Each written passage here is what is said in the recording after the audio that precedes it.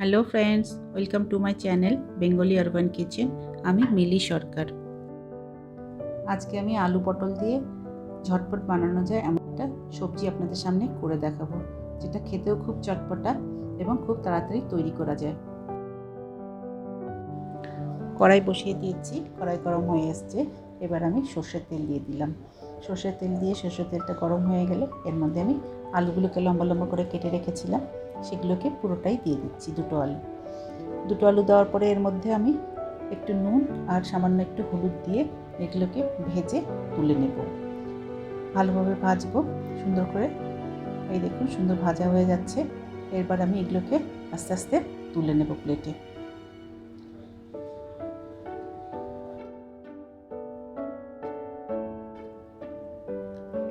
আলু ভেজে তুলে নেওয়ার পরে আমি পটলগুলোকে লম্বা লম্বা করে কেটে নিয়েছি। এখানে আমি 250 গ্রাম মতো পটল ব্যবহার করেছি।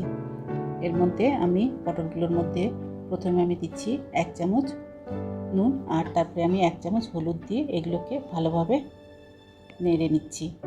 ভালোভাবে ভাজা হয়ে গেলে এগুলোকে আমি একটা প্লেটে তুলে নেব। দেখুন প্রায় ভাজা হয়ে গেছে। এবার আমি আস্তে আস্তে এগুলোকে একটা প্লেটে তুলে নেব। এইভাবে পুরো পটলটা আমি তুলে নেব।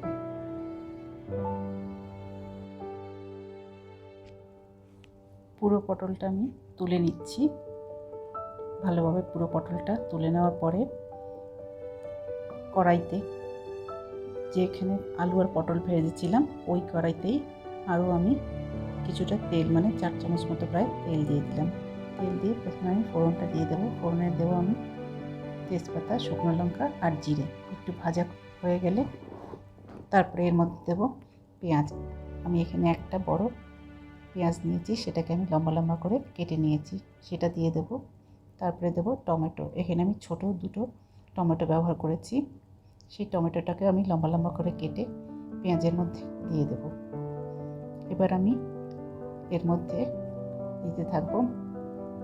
প্রথমে দেব নুন 1 চামচ, তারপরে আমি দেব 1 চামচ হলুদ, এরপরে আমি দেব 1 চামচ রসুন বাটা আর দেব 1 চামচ আদা বাটা। এগুলোকে দিয়ে খুব ভালোভাবে নাড়তে থাকবো যাতে রসুনের কাঁচা গন্ধ না থাকে। ভালোভাবে এগুলোকে কষিয়ে নেওয়ার পরে এরপরে আমি দেব 1 চামচ লাল লঙ্কা গুঁড়ো, তারপরে দেবো 1 চামচ ধনে গুঁড়ো, তারপরে আমি দেবো 1 চামচ জিরের গুঁড়ো দিয়ে এগুলো খুব ভালোভাবে কষিয়ে নেব। সব মশলাগুলোকে একসঙ্গে ভালোভাবে কষিয়ে নেওয়ার পরে এরপরে আমি যে আলুগুলোকে ভেজে তুলে রেখেছিলাম, প্রথমে সেই আলু পুরোটাই আমি এর মধ্যে দিয়ে দেব।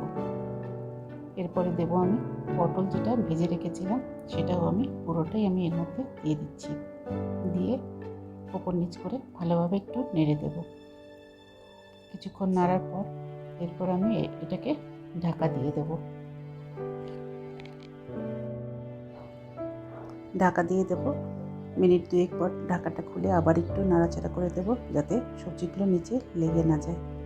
আবার আমি ঢাকা দিয়ে দিচ্ছি।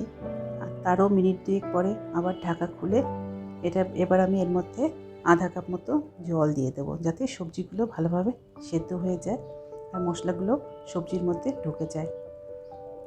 তারও মিনিট 4-5 পর ঢাকা খুলে এবার আমি দেব এর মধ্যে 2টো কাঁচা লঙ্কা চেরা আর দেব 1 চামচ আমচুর পাউডার, যাতে একটু টকটক ভাবও আসবে। এটা ভালোভাবে নেড়ে নেব। এবার দেখুন সবজিগুলো সব সেদ্ধ হয়ে গেছে। এবার আমি লাস্ট দেব গরম মশলা। এখানে আমি 1 চামচ মতো গরম মশলার গুঁড়ো দিয়ে দেব। এটা দিয়ে একটুখানি নেড়ে নেব। তারপরে এটাকে আমি ঢাকা দিয়ে দেব মিনিট খানেকের জন্য।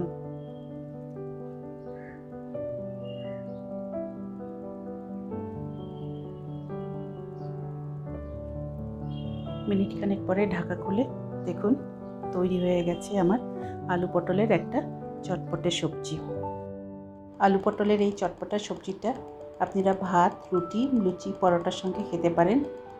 এটা টিফিনেও দিয়ে দিতে পারেন।